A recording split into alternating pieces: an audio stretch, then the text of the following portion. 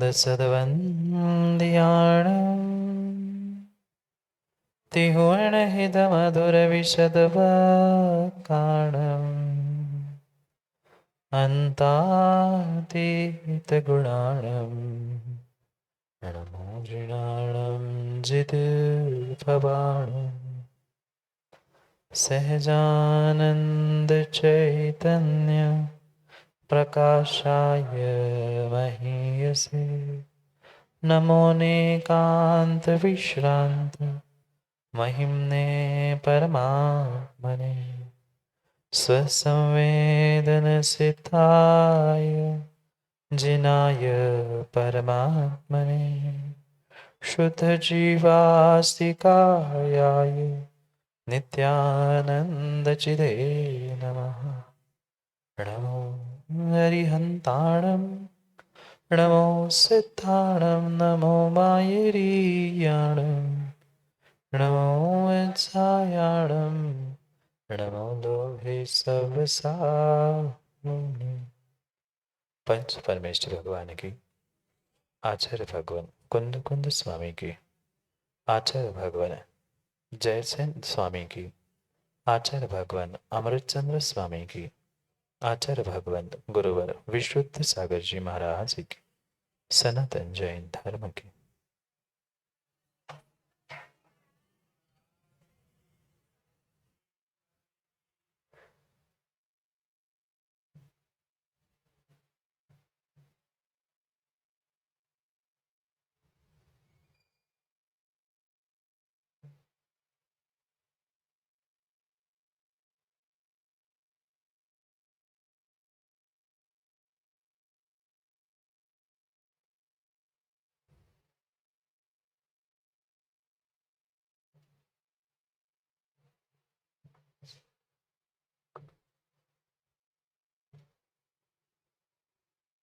अंतिम तीर्थेश वर्धमान स्वामी के शासन में हमसे विराजते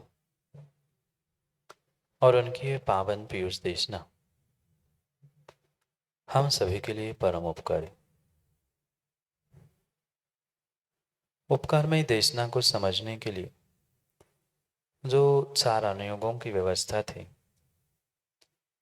उन 4 अनुयोगों में महान अनुयोग द्रव्यानुयोग, और द्रव्यानुयोग के रहस्यों को समझने के लिए हम सभी यहाँ पर पंचास्तिकाय ग्रंथ का स्वाध्याय कर रहे हैं। भव्यात्माओं, आचार्य प्रवर कुंद कुंद स्वामी हम सभी भव्यों के लिए 5 उन विशेष द्रव्यों का व्याख्यान कर रहे थे जो अस्तित्व और कायत्व से युक्त थे। उन 5 विशेष अस्तिकायों के साथ परिणमन के लिए जो निमित्त बनने वाला था, ऐसे काल द्रव्य को ग्रहण करते हुए 6 द्रव्यों के स्वभाव को हमें यहाँ समझाने का प्रयास करें। जहाँ पिछली गाथाओं में हमने ये समझने का प्रयास किया था, 2 प्रकार की सत्ता से युक्त द्रव्य हुआ करता है, जिसे सामान्य विशेष अस्तित्व भी कहा जा सकता है या महासत्ता अवान्तर सत्ता भी कहा जा सकता है। ये सत्ता, ये अस्तित्व, सत भाव द्रव्य में ही था। कथनचित द्रव्य से भिन्न था, कथनचित द्रव्य के अभिन्न रूप से था। ऐसा होते हुए भी ये द्रव्य उत्पन्न नहीं होता, नाश को प्राप्त नहीं होता। ये द्रव्यार्थिक न्याय की अपेक्षा से जहाँ कहा जाता है, वही पर्यार्थिक न्याय कहेगा कि द्रव्य उत्पन्न भी होता है, द्रव्य नष्ट भी होता है। दोनों अपेक्षाओं से हमने कथनचित द्रव्य के उत्पाद व्यय को, कथनचित द्रव्य के द्रव्य स्वरूप को भी समझा। अब उसी बात को कल 16 नंबर की गाथा में कुंद कुंद भगवान ने हमारे लिए जीव द्रव्य का दृष्टांत देके समझाने का प्रयास किया था। क्योंकि सभी द्रव्यों में मुखिया कोई है तो जीव द्रव्य है। और उसी कारण से जीव द्रव्य के ही दृष्टांत के माध्यम से हमें भगवान समझाना चाहते हैं कि वह जो द्रव्य गुण पर्यायों से युक्त है, गुण पर्यायों से उत्पन्न होते हुए दिख रहा है, वह जीव की कल गुण और पर्यायों का विभाजन करते हुए हमें समझाया था कि जीव द्रव्य के दो गुण और अनेक पर्याय। दो गुण कौन से? चेतना और उपयोग। चेतना को भी पुनः तीन विभागों में विभाजित किया। पहले तो दो विभागों में विभाजित किया, शुद्ध चेतना, अशुद्ध चेतना। जो ज्ञान चेतना थी वह शुद्ध चेतना थी, और कर्म कर्म फल चेतना ये अशुद्ध चेतना थी। इस प्रकार से तीन दो ऐसे विभाजों में उस चेतना को कहा। उपयोग के भी अपेक्षाकृत भिन्न भिन्न भेद कहे। एक शुद्ध शुभ अशुभ, एक अपेक्षा ज्ञानोपयोग, दूसरा दर्शनोपयोग। इस प्रकार से उपयोग के भी भेद हमने गुण की अपेक्षा से समझे। पुनः पर्यायों के भी भेद जो अभी आलाप पद्धति की कक्षा में आज हमने पढ़े थे। अर्थ पर्याय, व्यंजन पर्याय, गुण पर्याय, द्रव्य पर्याय, स्वभाव रूप, विभाव रूप, शुद्ध रूप, अशुद्ध रूप, ऐसे उन्हीं पर्यायों के अनेक भेदों को भी हमने समझा। ये समझाने के बाद पुनः अगली गाथा में आचार्य भगवंत उस मनुष्यत्व के विभाग को भी कह रहे थे, क्योंकि 17 नंबर की भी गाथा को कल हमने पढ़ा था। जीव द्रव्य नष्ट होता है, जीव द्रव्य उत्पन्न भी होता है। मनुष्यत्व की अपेक्षा से नष्ट हुआ था, देवत्व की अपेक्षा से उत्पन्न भी हुआ था, पर ऐसा होने पर भी वह जीवत्व जीवत्व भाव की अपेक्षा से कभी भी न नष्ट हुआ न उत्पन्न हुआ। ये पर्यार्थिक और द्रव्यार्थिक दोनों नयों की अपेक्षा से कल हमने 17 नंबर की गाथा में समझा था। आगे पुनः इसी विषय को भिन्न प्रकार से समझाते हुए वही जीव का दृष्टांत, वही सिद्धांत भिन्न भाषा में भिन्न अपेक्षा से कथित करते हुए 18 नंबर की गाथा में हमें कुंद कुंद भगवान समझाने वाले हैं कि द्रव्य कथनचित व्यय और उत्पाद व्यय वाला होने पर भी वह अनुत्पन्न ही है और अविनष्ट ही है। पुनः जीव द्रव्य की अपेक्षा से 18 नंबर में समझा रहे हैं। पढ़ते हैं गाथा को और विस्तार से पुनः उसका व्याख्यान समझते। सोचेव जादि मरणम जादिर्नठो चैव उपन्नो उपन्नो ये विनठो देवो मनुष्योत्तिपच्चाओ। पढ़ो एक साथ।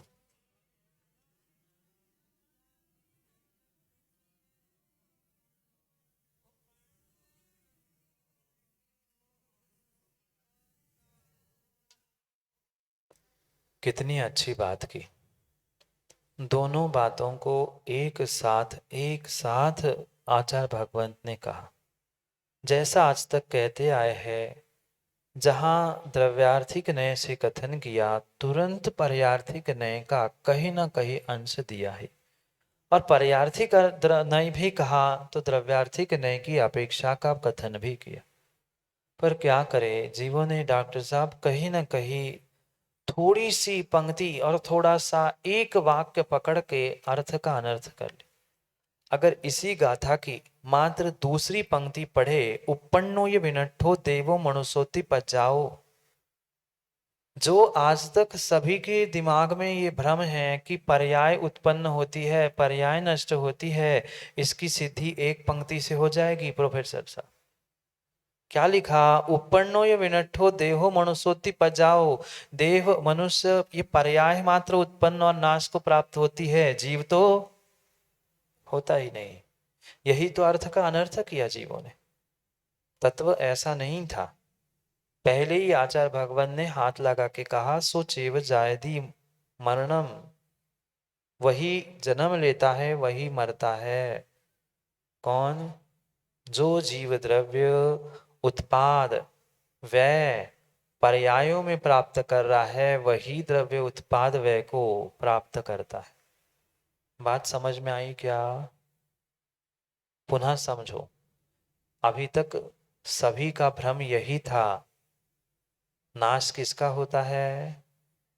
अभी तक यही सबकी सोच थी, नाश पर्याय का ही होता है, उत्पाद पर्याय का ही होता है। पर मां ये सर्वथा सत्य नहीं है।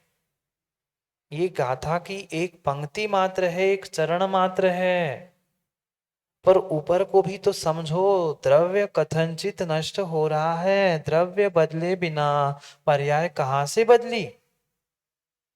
याद है ना उंगली का दृष्टांत?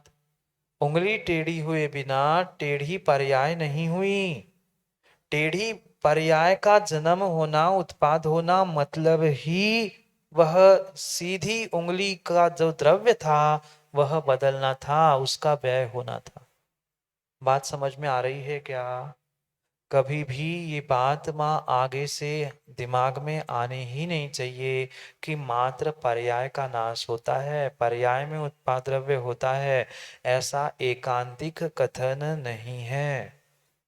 आप नयों की अपेक्षा से कह दो कि ऐसा पर्यार्थिक नय कह रहा है, तो फिर भी समझ में आए। पर पर्यार्थिक नय भी द्रव्य में लगेगा तो वो यही कहेगा कि द्रव्य में ही उत्पाद व्यय हो रहा है। मां दूध बदला था, आटा बदला था, कि मात्र उसकी पर्याय बदली थी। बात समझ में आ रही है ना? दूध नष्ट नहीं हुआ होता तो घी उत्पन्न होता क्या? आटा नष्ट नहीं हुआ होता तो रोटी बनती क्या? नष्ट होने का मतलब पूर्ण रूप से सावयव नष्ट नहीं है। ये बार बार ये इसमें से मतार्थ को भी समझने की आवश्यकता है। जो बौद्ध मत है उनका कहना है कि पर्याय एक क्षण मात्र की है, क्षणिक द्रव्य है, प्रत्येक क्षण में द्रव्य द्रव्य द्रव्य नष्ट होता है। इसलिए उनको कह रहे हैं कि एकांत से मात्र द्रव्य नष्ट नहीं होता, कथनचित द्रव्य तो हो रहा है, पर वह पर्याय की अपेक्षा से हो रहा है, द्रव्य पूर्ण रूप से नष्ट नहीं हुआ। जो ऊर्जा का विनाश के सूत्र को हमने समझा था, पदार्थ के सूत्र को जो विज्ञान कह रहा है, जिसको कुंद कुंद स्वामी ने यहाँ 15 नंबर की गाथा में कहा था कि भाव का कभी कभी भी नाश नहीं होता और अभाव का कभी उत्पाद नहीं होता, वो यहाँ पुनः वही बात समझा रहा है कि भाव जीवत्व की अपेक्षा से, द्रव्यत्व की अपेक्षा से कभी भी आज तक नष्ट हुआ ही नहीं है और आगे भी नहीं होने वाला। और जो असत रूप है वह उत्पन्न भी नहीं होने वाला। बात समझ में आ रही है क्या? उपन्नो ये विनठो देवो मनुष्योति पज्जाओ, ये कथनचित सत्य है, पर कथनचित ही सत्य है, सर्वथा नहीं। मात्र आटे की पर्याय नहीं बदली, मात्र दूध की पर्याय नहीं बदली, मात्र गोरस की पर्याय नहीं बदली, गोरस भी बदला। गोरस जानते हैं ना? गोरस दूध, दही, घी, मक्खन, ये सब कुछ गोरस कहलाता है। तो गोरस बदला, दूध बदला, तभी तो वह दही मक्खन छाछ आदि रूप परिणत हुआ। तो कथनचित हमें दोनों अपेक्षाओं को समझना होगा। सोचेव जाति मरण, सोचेव जाति मरणम जाति न नठो न चेव उपन्नो, दोनों बातें कह रहे हैं। वही कौन? जो भाव, जो द्रव्य, जो सतरूप था, वही जो जीव सतरूप था, वही जाति, वही मरणम, वही जन्म लेता है, वही मरण लेता है, पर फिर भी न नठो न उपन्नो, न पूर्ण रूप से नष्ट होता है, न पूर्ण रूप से उत्पन्न होता है। माँ रोटी बनाते हैं आप लोग, अच्छी की कच्ची? अच्छी रोटी बनाते हैं तो वह आटे का नाश हुआ कि नहीं? पुनः पूछ रहा हूं, आटे का नाश हो गया क्या? आटे का नाश नहीं हुआ क्या? आटे का नाश नहीं हुआ होता तो रोटी नहीं बनी होती, और आटे का नाश ही हुआ होता तो चेतन भैया रोटी नहीं बनी होती है। आटा कौन सी पर्याय थे? आप आटे को पर्याय मान रहे हो तो गेहूं नष्ट हुआ क्या? आप बोलो। जो गेहूं का आटा था वह ज्वार की रोटी बन गया ना? क्यों? गेहूं नष्ट नहीं हुआ क्या? चलो, आटा नहीं समझ में आ रहा है, गेहूं कह दो। गेहूं नष्ट नहीं हुआ क्या? गेहूं नष्ट ही हो गया क्या? बहुत अच्छे से समझना। गेहूं मिटा कि नहीं? गेहूं मिट ही गया क्या? गेहूं मिटा नहीं होता तो रोटी नहीं बनती, और गेहूं मिट ही गया होता तो रोटी नहीं बनती। बात आई कुछ समझ में? द्रव्य मिटा नहीं होता तो पर्याय उत्पन्न नहीं होती, और द्रव्य मिट ही जाता तो पर्याय किसकी? गेहूं मिट ही गया होता ना, तो फिर रोटी का स्वाद किसका आता? ये परिणमन हाँ, वही वही समझना है। ये बौद्धों का खंडन चल रहा है। बौद्ध ये कहता है, क्षणिकवादी ये कहता है कि नष्ट हो गया सो गया। पर हम ये नहीं कहते, हम कह रहे हैं कंटिन्यू कुछ ना कुछ उसमें सततता है, सतरूपता है, और उसको ही हमारे यहाँ सावयव विनाश कहा। बात समझ में आई क्या? अवयव, गेहूं का कुछ ना कुछ अवयव है कि नहीं? गोरस का कुछ ना कुछ अवयव है कि नहीं? हमारे यहाँ विनाश द्रव्य का ही होता है। पर ये गहरा सिद्धांत कैलाशन जी लिख लो, याद कर लो। सावयव विनाश है, निरवयव विनाश नहीं है, निरन्वय विनाश नहीं है। दो शब्द लिख लो। अगर कागज पेन ले आए हो, दिमाग की डायरी ले आए हैं तो लिख लो। सावयव, निरवयव। दो शब्द लिख लो और फिर उसके और समानार्थी शब्द लिखते हैं। दो शब्द अलग अलग लिख लो, सावयव, और बगल में लिख लो या नीचे लिख लो निरवयव। सावयव लिखा, स अवयव मिला के सावयव हुआ, अवयव सहित सावयव। और निरवयव, निरअवयव को लिखेंगे निरवयव।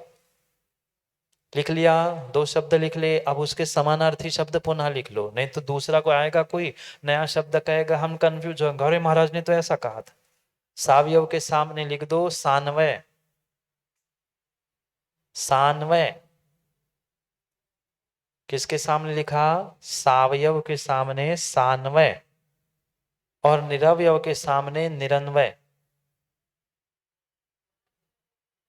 सान्वय और निरन्वय। अन्वय का अर्थ होता है होने पे होना, और जो होने पे नहीं होता वो निरन्वय होता है। अब पुनः उस दृष्टांत पे जाते हैं जहां गेहूं रोटी रूप हुआ था। हुआ था, गेहूं का आटा ही या गेहूं ही रोटी रूप हुआ था। तो गेहूं से लेकर डिब्बे का आटा, व लोई, बिला हुआ, तवे पर रखा हुआ सिकी रोटी, उस सब में गेहूत्व था कि नहीं? गेहूत्व समझ रहे ना, गेहूंपना। सब में गेहूंपना गेहूंपना था, भले ही उसमें बदलाव था, पर अवयव रूप गेहूं था। गेहूं नहीं था पर गेहूं का अवयव था, गेहूं का अन्वय था। गोरस हो चाहे कागज हो, कोई भी पर्याय हम बदलते हुए देखे, पर हमारे जैन सिद्धांत के अनुसार उसमें सावयवता थी, कहीं ना कहीं एक धारा प्रवाह थी। बात समझ में आ रही क्या? इसलिए हमारा द्रव्य नाश होने पर भी नाश नहीं हो रहा है, और उनका नाश होने से हो ही जाता है। बात समझने का प्रयास करो। सावयव, अवयव सहित, और निरवयव यानी कोई भी अवयव नहीं। नष्ट हो गया मतलब गायब हो गया, ऐसा उनकी मान्यता है क्षणिकवादियों की। इसलिए उनके लिए बार बार कह रहे हैं कि भाई ऐसा नहीं है। और जो सांख वाली नित्य नित्य मानते हैं ऐसा ही है, फिक्स ही है, तो उनका भी खंडन कर रहे हैं। द्रव्य पूर्ण रूप से नित्य भी नहीं है और द्रव्य पूर्ण रूप से अनित्य भी नहीं है। आगे 21 नंबर के श्लोक में तो गजब के सिद्धांत आचार्य भगवान ने समझाए हैं, वहां और विस्तार से समझेंगे। अभी जल्दी जल्दी में 2 श्लोक और पढ़ लेते हैं, क्योंकि 21 नंबर की गाथा से हमें टीका को भी समझना है, इसलिए इस विषय को हम जल्दी पूर्ण करते। बात समझ में आई क्या? उत्पाद और विनाश देव मनुष्य आदि में हो रहा है, पर्यार्थिक कह रहा है पर्याय होने से। पर सोचेव जाति मरणम, वही द्रव्य जीव द्रव्य जन्म भी ले रहा है, मृत्यु को भी प्राप्त हो रहा है, पर फिर भी वो उत्पन्न भी नहीं हो रहा है, नष्ट भी नहीं हो रहा है। फिर भी कौन बदल रहा है?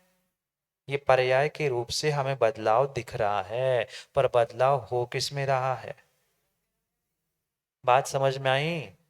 दिख हमें पर्याय में रहा है, दिख हमें गुणों में रहा है, पर हो किस में रहा है? द्रव्य में ही हो रहा है। द्रव्य का ही बदलाव कथनचित, द्रव्य का ही कथनचित उत्पाद वह हमारे लिए ये पर्यायों को दिखाने वाला बताने वाला हो रहा है। सही है? बात आई? समझ में आई? आगे पढ़े। सीधा सीधा सा गणित है, दोनों नयों को एक साथ कहने का पुनः पुनः प्रयास किया जा रहा है।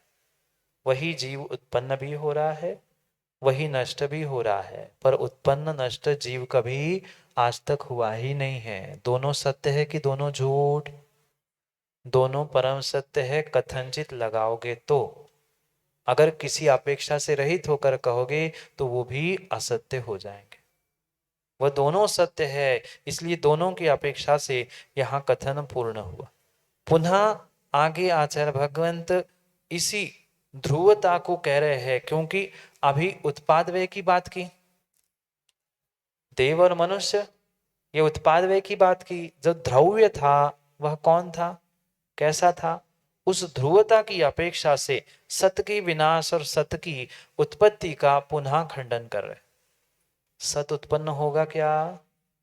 जो है ही, माँ रोटी से रोटी बनाते हो ना, गेहूं से गेहूं बनाते हो ना, आटे से आटा बनाते हो क्या? नहीं बनाते। प्रश्न नहीं आया क्या समझ में? रोटी से रोटी नहीं बनती, गेहूं के आटे से रोटी बनती। जो मौजूद हो ही चुका है उसको क्या बनाओगे, उसका क्या उत्पाद करोगे? और जो मौजूद है ही उसका नाश क्या करोगे? 2 बातें समझ में आई क्या? जो होता ही है, जो होता ही है उसको आप क्या करोगे, और जो होता ही नहीं है उसको आप क्या करोगे? 2 बातें समझ में आई? जो होता ही है उसको आपने क्या किया, वो तो होता ही है, उसको आपने थोड़ी जन्म दिया। और जो होता ही नहीं है उसको आपने क्या जन्म दिया? जो जीव द्रव्य है वो तो होता ही है, उसको आपने क्या किया? वो तो होता ही है। पर गधे की सींग जो होते ही नहीं है उसको आप क्या करोगे? वो असत था तो वो जन्म नहीं लेगा, और जो सत है वो तो पहले से ही जन्मा है, आपने क्या जन्म दिया? बात समझ में आई? वही बात यहाँ कह रहे हैं। वह सत को जब आप नाश नहीं कर सकते तो सत को उत्पन्न भी नहीं कर सकते, और असत को उत्पन्न नहीं कर सकते तो असत का नाश भी नहीं होगा। तो जो भी हो रहा है वह उत्पाद व्यय की अपेक्षा से, पर्यार्थिक नय की अपेक्षा से हो रहा है, ध्रुवता की द्रव्य की अपेक्षा से नहीं हो रहा। पढ़े 19 नंबर की गाथा को। एवं सदो विनाशो असदो जीवस्य नथ्योपादो तावधियो जीवाणम देवो मनुष्योति गधीणामो। पढ़ो एक साथ।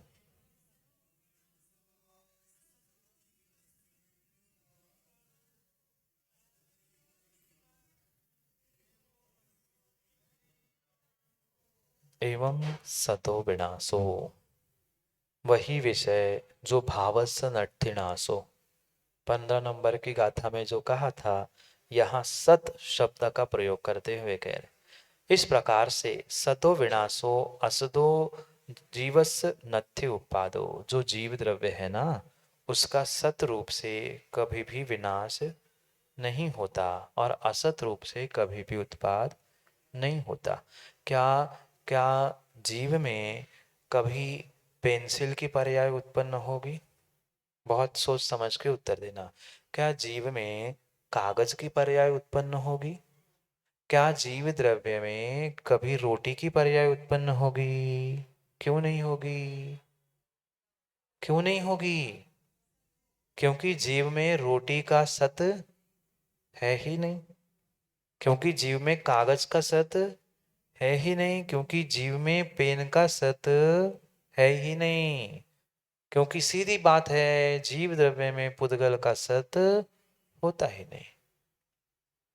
क्या पुद्गल से जीव की उत्पत्ति होगी? पुनः पूछ रहा हूं, क्या पुद्गल से जीव की उत्पत्ति होगी? आज का विज्ञान तो डॉक्टर साहब कितना पागल बन रहा है, जीव को उत्पन्न करने के पीछे पड़ा। कर रहे हैं ना, बहुत सारे जीव उत्पन्न करने का प्रयास कर रहे हैं, पर वो जीव जैसा कुछ बना तो सकते हैं, पर जीव द्रव्य बनने वाला नहीं है। जीव द्रव्य बनेगा क्या? नहीं बनेगा, बन ही नहीं सकता। बन ही नहीं सकता। क्यों? क्योंकि पुद्गल में जीव का सतपना है ही नहीं। बात समझ में आई क्या? पुनः पूछ रहा हूं, जो सत रूप है, उस सत रूप में से कुछ असत रूप उत्पन्न होगा, कुछ असत रूप में से कुछ सतरूप उत्पन्न होगा, कुछ नहीं होगा। जो जैसा है वैसा ही है। सत है तो सत रहेगा, असत है तो असत रहेगा। सत यानी सत्ता रूप और असत यानी असत्ता रूप। जिसका अस्तित्व है वह मिटने वाला नहीं है, और जिसका अस्तित्व है ही नहीं है उसका बनने वाला नहीं। बात आई समझ में? जिसका अस्तित्व है ही उसका कोई मिटा नहीं सकता, और जिसका अस्तित्व है ही नहीं उसका अस्तित्व कोई बना नहीं सकता। जीव से, जीव की अपेक्षा से यहाँ कह रहे हैं कि जीव कभी किसी प्रकार के जीव के सत का विनाश नहीं होता, जीव के जीवत्व का विनाश नहीं होता। चाहे वह नारकी निगोदिया, चाहे वह सिद्ध बन जाए, जीवत्व का नाश हुआ। भव्यत्व अभव्यत्व नष्ट हो सकता है। भव्यत्व अभव्यत्व नष्ट हो सकता है, पर जीवत्व है। भव्यत्व अभव्यत्व दोनों भी समाप्त हो सकते हैं।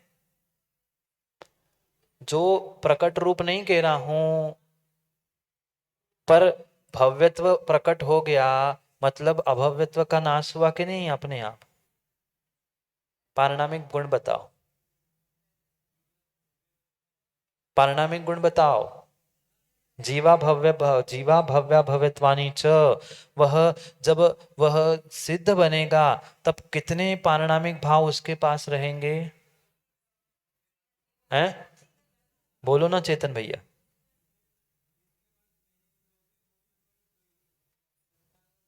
नहीं, सिद्ध जब बनेगा, केवली बनेगा, अब उसके पास कितने गुण बचे? पारिणामिक कितने भाव बचे? तीन में से दो कहाँ गए?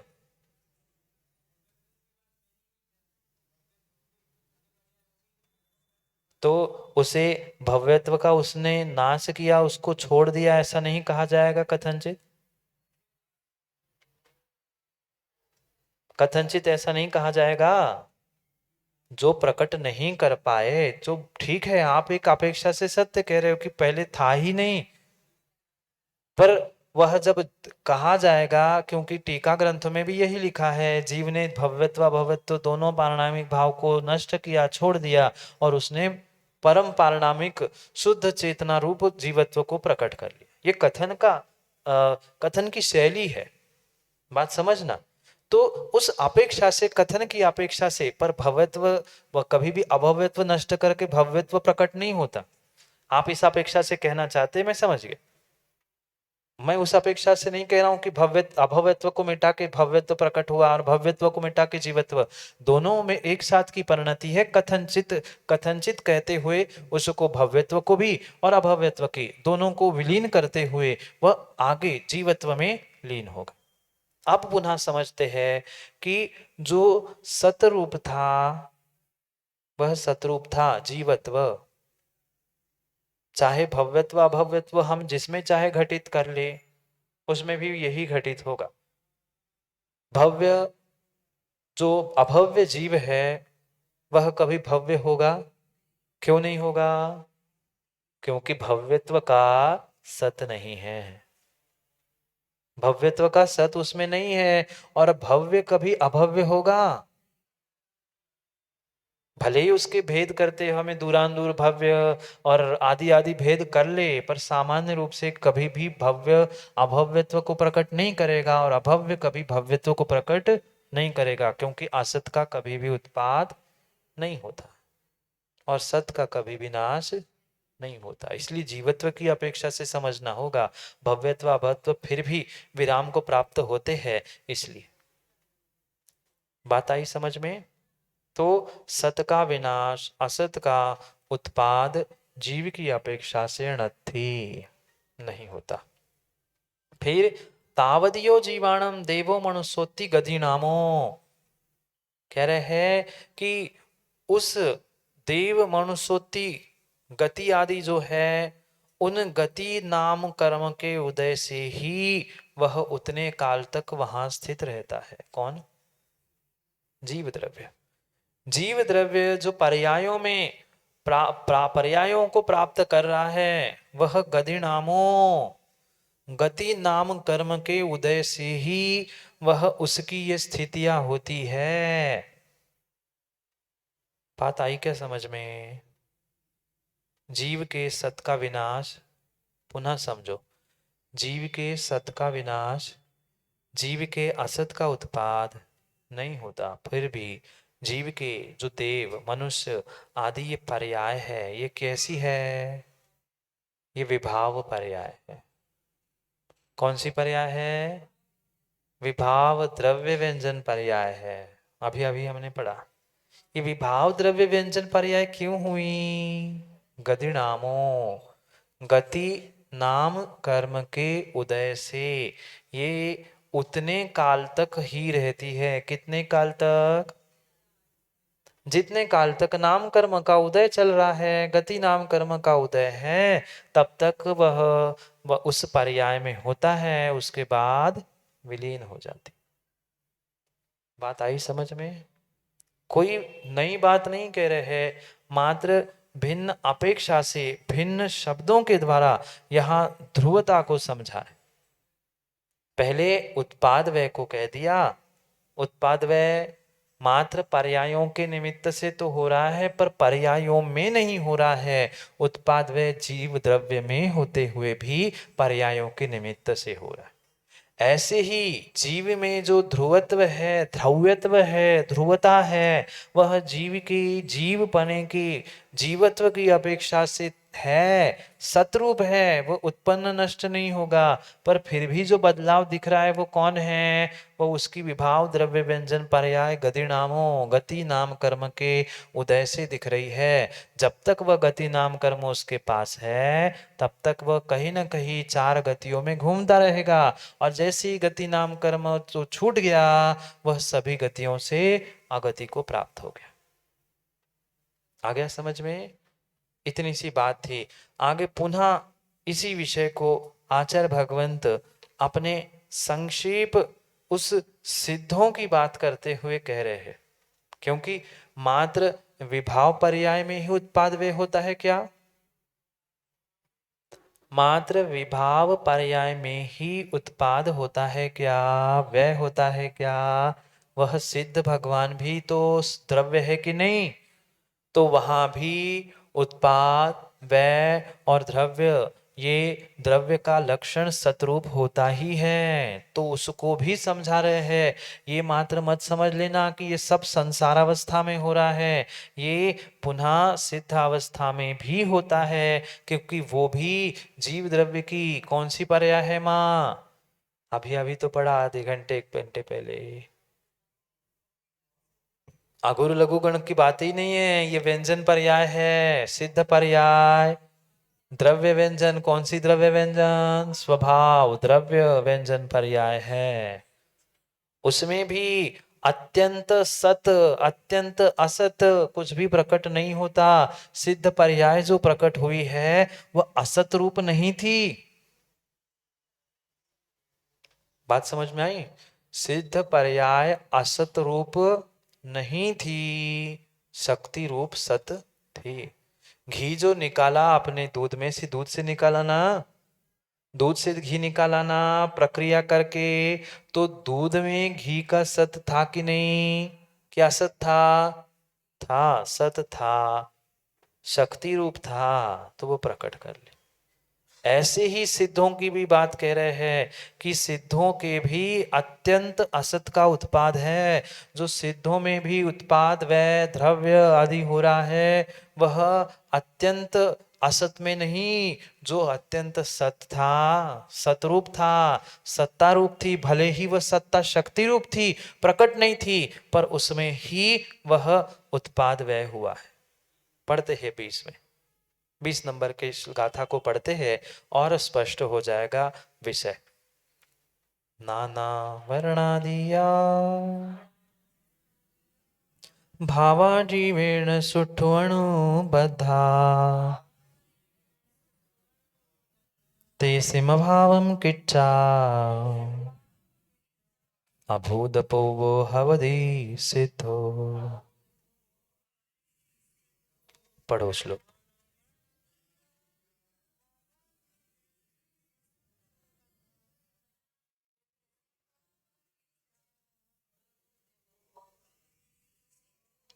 कितना कितना सुंदर भाषा में छोटा सा सिद्धांत लिख दिया। ज्ञाना वर्णादिया भावा, नाना वर्णादिया भावा, यानी ज्ञाना वर्णादि जो 8 कर्म के जो भाव है वह कहाँ है? जीवेण सुट्ठु अणुबद्धा, ये जीव के साथ भली भांति, सुट्ठु यानी सुष्टु रूप से भली भांति अनुबद्ध है। कर्मों का बंध किसमें? जीव में, आत्मा में। और वो कैसा? ढीला ढाला? पक्का, पक्का भली भांति अनुबद्ध है। मात्र बद्ध नहीं लिखा, अच्छी तरह से जकड़ा हुआ है वह ज्ञानावरणादि भाव ने जीव के साथ। और क्या हुआ? तेसिम अभावम किच्चा, उन्हीं का अभाव। किनका? 8 कर्मों का ही अभाव। क्या होता है? जैसे ही तेसिम अभावम किच्चा, यानी जैसे ही वह ज्ञानावरणादि भाव जो भली भांति चिपके है ना, बंदे हैं, उनका जैसे ही अभाव होता है, अभूतपूर्वो हवदि सिद्धो, अभूतपूर्व सिद्ध पर्याय होती है। सिद्ध पर्याय कैसी? भूतपूर्व नहीं। आप तो भूतपूर्व हो सकते हो प्रवक्ता जी, पर सिद्ध कभी भूतपूर्व नहीं होंगे, वे तो अभूत ही पूर्व होंगे। अभूत ही पूर्व होंगे, अभूतपूर्व हवदि सिद्धो। ऐसे उनका कर्मों का अभाव करके वे अभूतपूर्व सिद्ध हुए। कौन? वही तो विशेषता है, मैं इसलिए तो जोर दे रहा हूं, अभूतपूर्व, अभूतपूर्व, अभूतपूर्व। बहुत गहरी बात यहाँ कहना चाहते हैं कि ये अभूतपूर्व सिद्ध पर्याय है जो आज तक कभी प्राप्त हुई ही नहीं। क्योंकि बाकी जितनी भी पर्याय है, बाकी जितनी भी पर्याय है, वो प्रत्येक पर्याय भूतपूर्व है। चाहे निगोद, तिर्यंच, नारकी, देव, ये सभी पर्याय भूतपूर्व है। इसलिए उनको विशेषण दिया सिद्धों की पर्याय अभूतपूर्व है। पूछो। हाँ हाँ, द्रव्य तो सबसे बड़ा भूतपूर्व है। द्रव्य तो बहुत बड़ा भूत है। द्रव्य तो कभी अभूत होता ही नहीं, यही तो अभी पढ़ा। द्रव्य प्रोफेसर साहब अभूत होता ही नहीं, द्रव्य तो भूत भूत भूत में था, भूत में ही था। पर्याय अभूतपूर्व है, क्योंकि चार प्रकार की पर्याय समझनी होगी। चार प्रकार की पर्याय पढ़ी क्या? वो अभी पढ़ी, व्यंजन द्रव्य गुण आदि आदि नहीं, उससे भी कुछ हटके चार और पर्याय होती है। प्रोफेसर साहब पहुंच रहे हैं, विचार कर रहे हैं, थोड़ा सा विचार कर लो, नहीं तो मैं बता दूंगा। चार प्रकार की पर्याय होती है काल की अपेक्षा से। बता दूं क्या? समान जाति असमान जाति भी नहीं, वर्तमान भूत भविष्य भी नहीं, भूत अभूत की अपेक्षा से। जिसका पुनः कथन आचार्य भगवान अगली गाथा में हमें समझाने वाले हैं, भाव अभाव को समझाते हुए। जितने ज्ञानी हो, जितनों तत्वों का निर्णय करना है, कल कह देना कि वो अभूतपूर्व गाथा हम पढ़ेंगे, जिसमें अभूतपूर्व सिद्धांत भूतपूर्व के साथ कहा है। बिल्कुल नहीं, राग नहीं, द्वेष नहीं, भूत नहीं, अभूत नहीं। चार पर्याय होती है काल की अपेक्षा से, परिणमन की अपेक्षा से कही जाती है। एक बता दूं? तीन बता दोगे फिर? इतने ज्ञानी है ही आप। जो ये सिद्धों की पर्याय है, सिद्धों की पर्याय है, सिद्धों की पर्याय है, मात्र सिद्धों की ही पर्याय कह रहा हूं। कह दूं? फिर बाकी तीन आप बना के ले आना, इतने बनाने में होशियार है ही। वो सिद्धों की पर्याय सादी अनंत है। हाँ महाराज जी, आप तो याद आ गया, आप चारों बता देंगे। सिद्धों की पर्याय सादी अनंत है। आदि तो है पर अब अनंत है। अब आ गई याद चार पर्याय? अनादि अनंत, सादि अनंत, आदि अंत, अनादि अंत, ये चार पर्याय। इसकी अपेक्षा को समझाते हुए आगे वह बहुत सुंदर गाथा के माध्यम से वह तत्वों का और द्रव्यों का प्ररूपण आचार्य भगवान कहने वाले, पर समय अब आज हमारा यही विराम लेने का है, तो पहले इसको पूर्ण करते हैं और चेतन भैया के अभूतपूर्व का उत्तर देते हैं। यहां तो मैं कह रहा हूं कि सादी अनंत पर्याय है और फिर भी यहां अभूतपूर्व कह रहे हैं। द्रव्य अभूतपूर्व नहीं है, द्रव्य तो भूतपूर्व ही है। मां समझ में आ रहा है क्या? अभूतपूर्व वो होता है जो आज तक हुआ नहीं है। अभूतपूर्व अपूर्व, अपूर्व यानी पूर्व में जो आज तक नहीं हुआ, ऐसी पर्याय है। अगर एक बार सिद्ध पर्याय हो गई ना तो वह अनंत, क्योंकि सादी अनंत पर्याय है। बार बार सिद्ध नहीं बनना पड़ता, बार बार केवली नहीं बनना पड़ता, एक बार बन गए सो बन गए। इसलिए वो सिद्ध पर्याय को अभूतपूर्व पर्याय कह रहे। बात आई क्या समझ में? है? हाँ। हम्म, बिल्कुल, बहुत अच्छी बात यही। बहुत बहुत अच्छा प्रश्न आपने पूछा। बहुत सारों जीवों की भ्रांति नष्ट हो जाएगी। वह जो सिद्ध या भगवान आपके भीतर बैठा है, वह त्रैकालिक शुद्ध बैठा है ना? चेतन जी बोलो ना कुछ। मैं वही तो आपसे पूछ रहा हूं। आप में जो सिद्ध शक्ति बैठी है, वह शक्ति में बैठी है कि आपकी पर्याय में बैठी है? क्यों? मैं अभूतपूर्व पर्याय कह रहा हूं। अब आया समझ में? जो सिद्ध मेरे भीतर बैठा है, अशरीरी, अरिहंत आदि आदि जो भी भगवान मेरे बैठा है भीतर, वह भगवान आत्मा है, भगवान प्रकट नहीं है। इसलिए पर्याय तो अभूतपूर्व ही है। वह सिद्ध कभी प्रकट नहीं हुआ, सिद्ध पर्याय में नहीं है। वह मात्र शक्ति से है। घी जब भी बनेगा अभूतपूर्व ही घी बनेगा, भूतपूर्व घी नहीं बनता। भले ही घी की शक्ति दूध में है, सिद्ध बनने की शक्ति मेरे चेतन में है। चेतन भैया,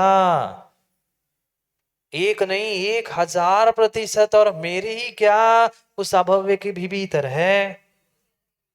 मानते हो क्या? भव्य नहीं, अभव्य के भी भीतर भगवान आत्मा है, भगवान बनने की शक्ति है। नहीं बनेगा बात अलग है, पर शक्ति है।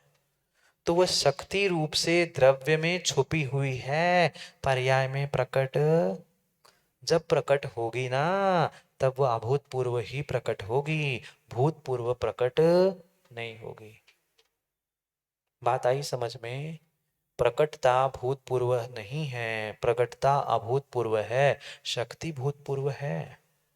शक्ति की अपेक्षा से कह तो भूतपूर्व है, पर वह शक्ति है। पर्याय, पर्याय में जब भी होगी तब वह अभूतपूर्व ही सिद्ध हो गए, क्योंकि सिद्ध ये एक पर्याय है। सिद्ध पर्याय है क्या? कौन सी? अभी अभी पढ़ा था, स्वभाव द्रव्य व्यंजन पर्याय, ये जीव द्रव्य की सिद्ध पर्याय है। तो ये सिद्ध पर्याय हवदी अभूतपूर्वो, अभूतपूर्व रूप से ही होगी। एक अभूतपूर्व से आचार्य भगवंत कई स्थानों को इंगित करना चाहते हैं। संसार की जितनी गतियां हैं ये सभी भूतपूर्व थी। ये पहली ऐसी पर्याय है, पहली ऐसी पर्याय है जो आज तक प्राप्त नहीं की थी, और अब ऐसी पर्याय है कि पुनः इसे प्राप्त करना नहीं पड़ेगा, अब तो हो गई है। इसलिए तो सादी अनंत कह दिया, इसलिए तो सादी अनंत कह दिया। अब अनंत काल तक कोई उसको कुछ नहीं कर सकता। बात आई समझ में? सिद्धों में भी उत्पाद व्यय होता है, सिद्धों में भी पूर्ण रूप से असत उत्पन्न नहीं हुआ। अभूतपूर्व कहने पर भी आचार्य भगवान कह रहे हैं जो सिद्ध पर्याय है वह पर्याय की अपेक्षा से अभूतपूर्व है, पर वह असत का उत्पाद नहीं हुआ, असत का उत्पाद नहीं हुआ। समय हो गया है? किसको? किस में जोड़ना है? कौन से आगे वालों से?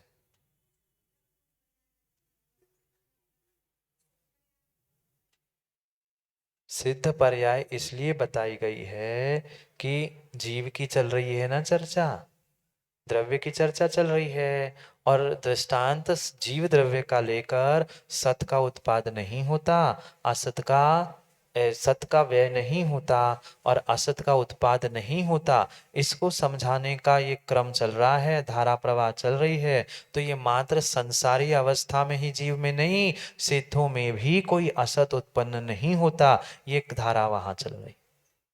मुख्य धारा यह है कि सत का नाश और असत का उत्पाद नहीं होता। तो क्या मात्र पुद्गल में, मात्र संसारी जीवों में? नहीं नहीं, जो शुद्ध सिद्ध बन रहे ना उनमें भी वह असत उत्पन्न नहीं हुआ। वो शक्ति रूप तो था, पर पर्याय की अपेक्षा से अभूतपूर्व था। ऐसा यहाँ पर कहने का अभिप्राय है। आगे के विषय को हम पुनः कल समझने का प्रयास करेंगे, जहाँ भाव अभाव आदि का व्याख्यान करते हुए गहरा सिद्धांत आचार्य भगवान समझाएंगे। यहाँ 21 नंबर की गाथा के उपरांत द्रव्य पीठिका समाप्त होगी। तो कल 21 नंबर की गाथा को संक्षेप में समझते हुए 22 नंबर की गाथा से हम टीका दोनों आचार्य भगवान की विस्तार से पढ़ेंगे। पुनः समय को समय पे समझते हैं, क्योंकि समय पे किया गया काम समय को दिलाता है। बोली भगवान महावीर स्वामी की।